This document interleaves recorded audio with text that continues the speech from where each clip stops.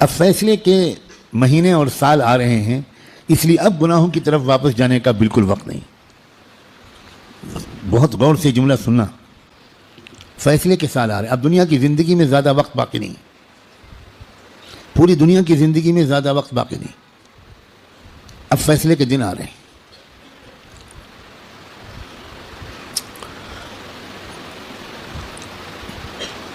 پہلے جیسا اب زمانہ نہیں ہے، ایک ایک دن جو گزر رہا ہے یہ فیصلے کے دن سے ہمیں قریب کر رہا ہے، اور فیصلے کے دن کی جو سب سے بڑی علامت ہے کہ اب فیصلے کا دن قریب ہے، وہ ہے فلسطین کے حالات۔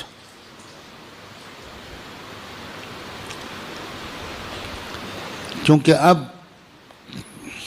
بہت بڑے بڑے واقعات ہوں گے، دجال کی آمد بھی بہت دور نہیں ہے، اور حضرت عیسیٰ کی آمد بھی بہت دور نہیں ہے، اور امام مہدی کی آمد بھی بہت دور نہیں۔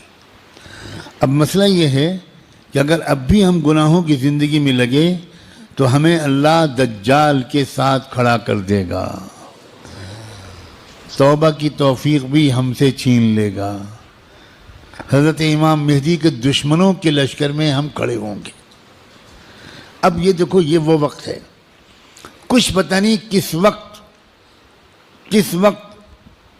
اگلا قدم اٹھ جائے۔ جو نشانیاں اللہ کے رسول نے بتائی تھیں آخری فیصلہ کن دور کی، بڑی تیزی کے ساتھ آ رہی ہیں۔ اس میں ایک نشانی یہ تھی کہ بہت بھیانک جنگ ہوگی یہودیوں کے درمیان اور اصلی ایمان والوں کے درمیان۔ اس لیے جو کچھ اس وقت غزہ اور فلسطین میں ہو رہا ہے، اس سے ہر ایمان والے کا ایمان ہزاروں گنا ہر منٹ میں بڑھنا چاہیے، اس لیے کہ وہی ہو رہا ہے جو اللہ کے رسول بتا کر گئے تھے۔ جس وقت وہ آپ بتا رہے تھے اس وقت تو فلسطین میں کوئی مسلمان تھا ہی نہیں، اور آپ یہ بتا رہے ہیں کہ ایک بھیانک جنگ ہوگی، خطرناک جنگ ہوگی، یہودیوں اور ایمان والوں کے مابین ایک خطرناک جنگ ہوگی۔ آپ بتا رہے ہیں کہ ایک علاقہ ہوگا جہاں سچے پکے مومن جان دے رہے ہوں گے اور جان لے رہے ہوں گے، قربانیاں دے رہے ہوں گے، مسجد اقصی کی حفاظت میں نوجوان جوک در جوک شہید ہو رہے ہوں گے۔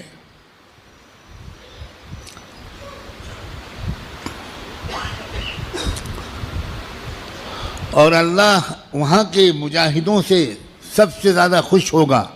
اصلی ایمان والے وہیں پر ہوں گے۔ یہاں تک کہ جب صحابہ نے پوچھا کہ یہ لوگ جن کے بارے میں آپ کہہ رہے ہیں سچے پکے مومن، یہ کہاں ہوں گے؟ آپ نے فرمایا یہ بیت المقدس اور اس کے چاروں طرف ہوں گے، مسجد اقصی اور اس کے چاروں طرف ہوں گے۔ بالکل ٹھیک وہی جو کچھ آپ نے فرمایا تھا اس وقت وہاں ہو رہا ہے۔ ہم لوگ اسی زمانے میں ہیں، آپ اس سے خوش ہوں یا آپ اس سے ناراض ہوں، ہم کو اللہ نے وہی زمانہ عطا فرمایا جس میں ہم اپنی آنکھوں سے اللہ کے رسول کی بات کو سچا پکا ہوتا ہوا دیکھ رہے ہیں۔ تو اس وقت وہاں جو ہو رہا ہے اس سے ہر لمحے ایمان کو بڑھنا چاہیے ہمارے، یہ ہمارا ایمان کی مضبوطی کی وجہ ہے۔ لوگ الٹا سمجھ رہے ہیں، یہ جو کچھ وہاں پر ہو رہا ہے اس سے خوف اس کے دل میں آ رہا ہے جو سمجھا ہوا نہیں ہے، ڈر وہ رہا ہے جو سمجھا ہوا نہیں ہے۔ لیکن جو سمجھا ہوا ہے قرآن و حدیث کو، اللہ کے رسول کی باتوں کو، وہ یہ کہہ رہا ہے کہ یہی تو وہ فرمایا تھا اللہ کے رسول نے، جو ہو رہا ہے وہی ہو رہا ہے جو اللہ کے رسول فرما کر گئے تھے۔ اس کا مطلب یہ ہے کہ آپ کی نبوت برحق ہے، آپ سچے رسول ہیں۔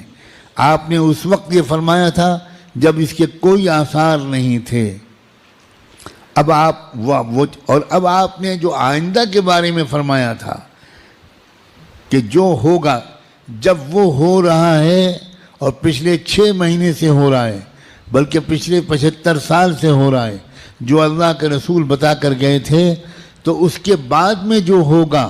اس مقابلے کا آخری انجام، اس کے بارے میں اللہ کے رسول نے جو کچھ فرمایا وہ بھی یقیناً ہو کر رہے گا۔ اور وہ کیا ہوگا؟ وہ یہ ہوگا کہ اللہ کے کلمے کا بول بالا وہاں سے پھیلنا شروع ہو کر پورے عالم کی ہر کچی پکے گھر میں اللہ کا کلمہ داخل ہوگا، پوری زمین پر انصاف کا نظام قائم ہوگا، اللہ کا حکم چلے گا، باطل ٹوٹے گا، حق کا غلبہ ہوگا، ایمان والوں کو اللہ تعالیٰ عزت، حکومت، اقتدار، طاقت، غلبہ دیں گے، ان کی قربانیوں کے انعام کے طور پر ضرور دیں گے۔ اور پھر دجال کا قتل ہوگا، دجال سے چھٹکارا ملے گا، پوری دنیا میں لا يبقى بیت مدر ولا وبر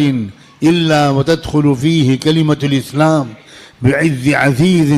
او بذل ذلیل۔ اللہ کے رسول کی حدیث کے الفاظ ہیں کہ کوئی کچا پکا گھر یا کوئی خیمہ ایسا نہیں بچے گا جس میں اللہ کا کلمہ داخل نہ ہو جائے، طاقت کے بل پر یا قبول کر کے داخل ہو کر رہے گا۔ اس لیے لوگوں، یہ بہت چوکنا رہ کر جینے والا زمانہ ہے۔ اگر اسی طرح غفلت میں رہے جس طرح اب تک جی رہے ہیں تو ہمیں خبر بھی نہیں ہوگی، اور اللہ کی طرف سے فیصلہ ہو چکا ہوگا کہ اس نالائق، فاسق، فاجر، خطاکار، گنہگار مسلمان کو میں دجال کا ساتھی بناؤں گا، یہ امام مہدی کا ساتھی نہیں بنے گا، یہ حق کا ساتھی نہیں بنے گا، یہ سچ اور انصاف کا ساتھی نہیں بنے گا، یہ مظلوموں کا خادم نہیں بنے گا، یہ ظالموں کا ایجنٹ بنے گا، یہ ظالموں کا مخبر بنے گا، یہ ظالموں کا دلال بنے گا، 4 پیسے کے لیے تھانے پہ جا کر مخبری کرے گا۔ یہ فیصلہ کسی لمحے ہم میں سے کسی کے بارے میں ہو سکتا ہے۔ یاد رکھنا، میں نے اللہ کی توفیق سے اپنی بساط کے مطابق بہت لمبی بات کو چند جملوں میں سمیٹ کر آپ کے سامنے رکھ دیا ہے۔ قسم کھا کے کہتا ہوں، اس میں ذرا بھی مبالغہ نہیں ہے، فیصلے کا دن قریب ہے۔ اب اگر گناہوں کی طرف واپس لوٹے، اب اگر پچھلی زندگی کی طرف واپس لوٹے، جن غلطیوں کو چھوڑنے کا فیصلہ کیا ہے، بار بار اللہ تعالیٰ سے عہد کیا ہے، بار بار رو رو کر انفرادی اور اجتماعی طور پر یہ ارادہ کیا ہے کہ اب گناہ کی طرف واپس نہیں جائیں گے، دوستو اب اگر واپس گئے تو پتہ نہیں پھر دوبارہ توبہ نصیب ہوگی کہ نہیں، کیونکہ یہ جو دن اب آ گیا زمانہ، اس زمانے کو پہچاننا علماء کا فرض ہے۔ علماء کی ذمہ داری ہے کہ وہ اس دور کو پہچانیں۔ پچھلے دور کی روایتی باتوں سے کام نہیں چلے گا،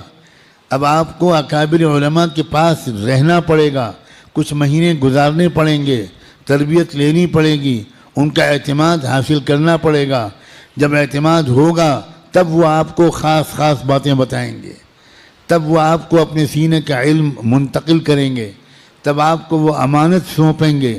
آپ کو ایک ذمہ داری سونپیں گے کہ بھئی کس طرح امت کے عوام اور خواص کو، امت کے مردوں اور عورتوں کو، اور خاص طور پر امت کے نوجوانوں کو کس طرح سنبھالنا ہے۔ سب سے زیادہ بنیادی بات اس وقت مجھ کو اپنے سے بھی کہنی ہے اور آپ سے بھی، وہ ہے استقامت۔ اب جمنا ہے، کہو انشاءاللہ، اب تقوی پر جمنا ہے،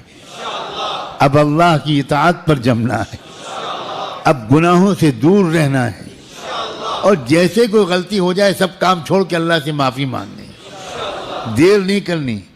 کیونکہ پل پل یہ خطرہ ہے۔ جو واقعی زمانے کے تقاضوں سے واقف لوگ ہیں وہ